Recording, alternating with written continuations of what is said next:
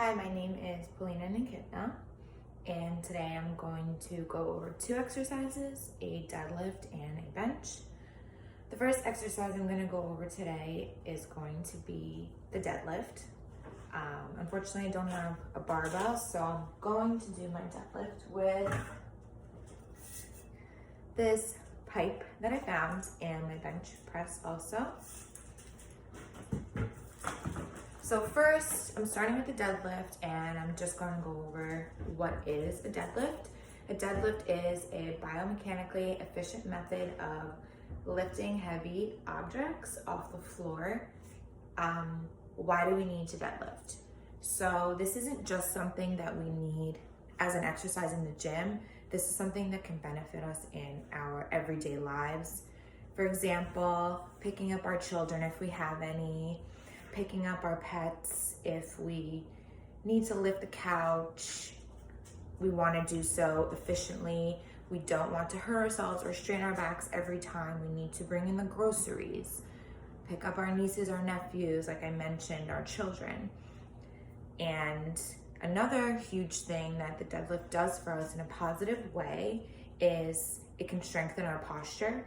A lot of our postures, we are hunched, we sit all day typing at a computer.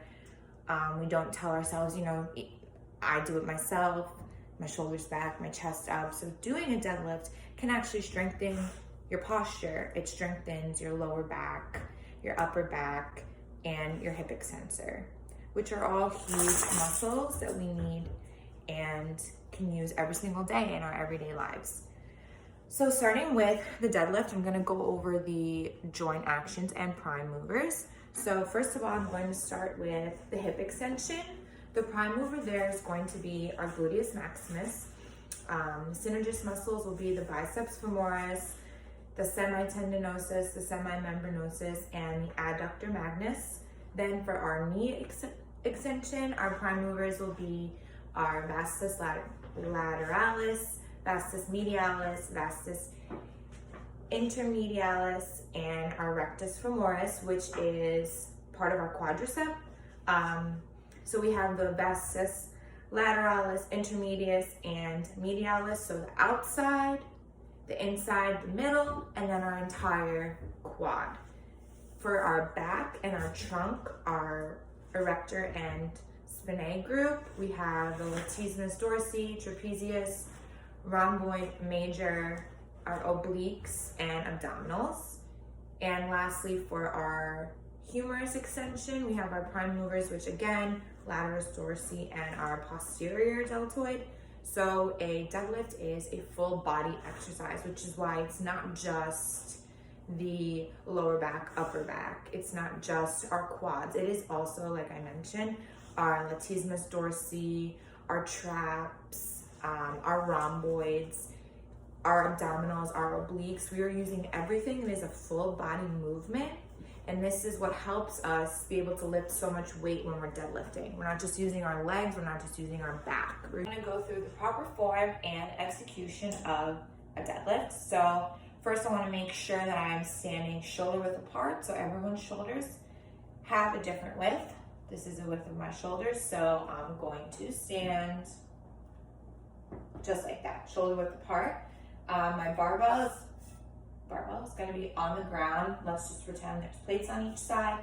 I want to make sure that the barbell is about an inch to an inch and a half away from my shins. I'm then going to grab the bar right outside of my shins with an overhand grip. So my feet shoulder width apart. My hands are right outside of my shins. You can see here, a side view. And I'm not right against my shins. Like I said, I'm about an inch to an inch and a half away with an overhand grip. So that's how I'm gonna start. Next, I'm going to bend my knees as I already have them bent. Drop my hips. My chest is always up. My eyes are always going to be forward. That helps my chest stay up with my eyes forward and creating a neutral spine. So if someone was behind me right now, they'd be able to balance this right on my spine because it should be neutral. My arms, they're going to be kept straight. I'm then going to perform the Valsalva maneuver. So I'm going to take a very big breath. I'm going to hold my breath doing the eccentric and concentric part of the lift. So I'm going to take my deep breath, come up. As I'm coming up, I'm dropping my hips and all the weight is being shifted to my heels.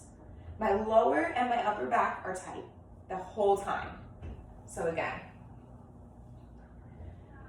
an inch to an inch and a half away from my shins. I have my overhand grip. I'm keeping my arms straight. I have my chest up, knees bent, neutral spine.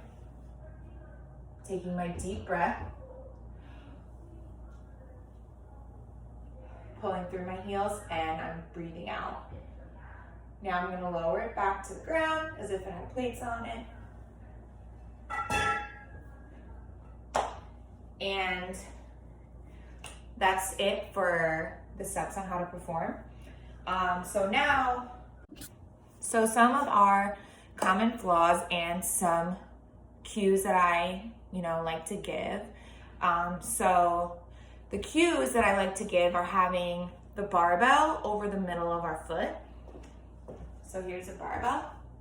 And I usually tell people it should be over your shoelaces. So I don't know if you can see. So I'm going to have the bar right over the middle of my foot. So right in the middle of my shoelaces.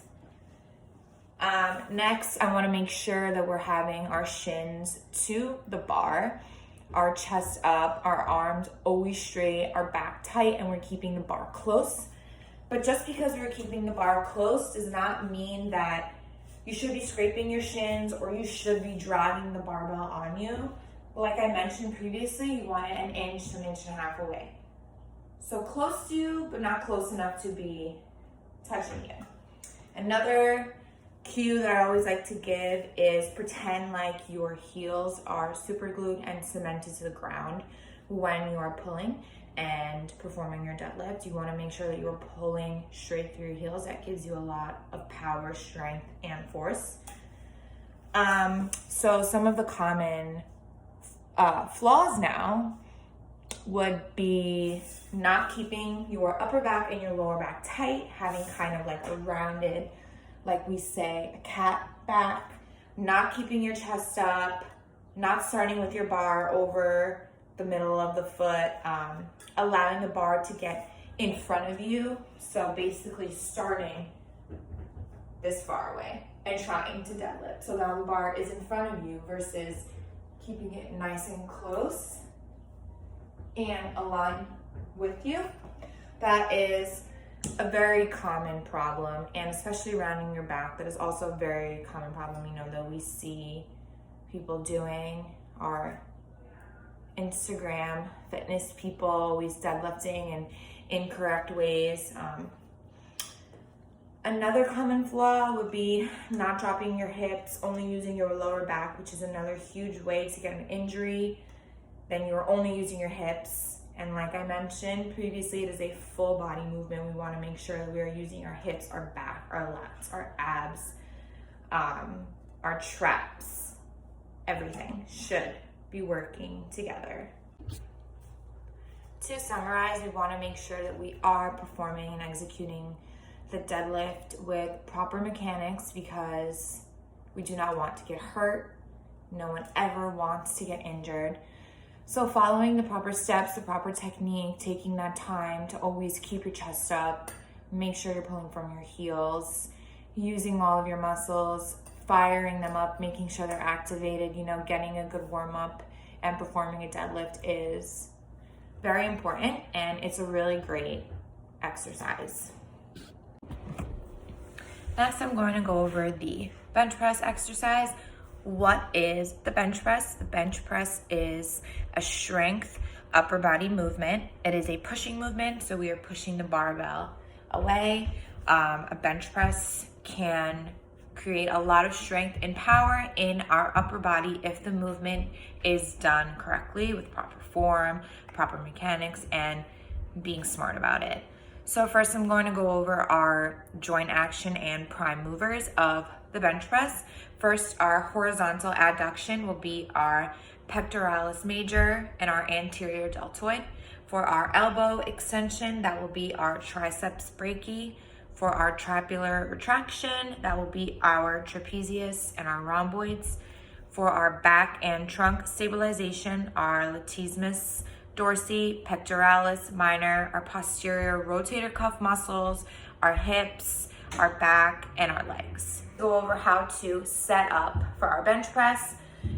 First thing, we're going to have our barbell over our eyes. So I would be laying back, I would have the barbell right over my eyes. Second, I'm going to make sure that the upper part of my back is flat on the bench. So here will be flat on the bench. I'm going to have an overhand grip on the barbell. So I'm going to put my hands over like this, my thumbs around. I'm going to have the bar on the heel of my palms. So the bar right in the heel of my palms. I'm going to have my forearms vertical. My eyes will be looking directly up at the ceiling. So just to show you, if you can see, this is just a box I made by myself. So I'm going to lay on it, have my back flat.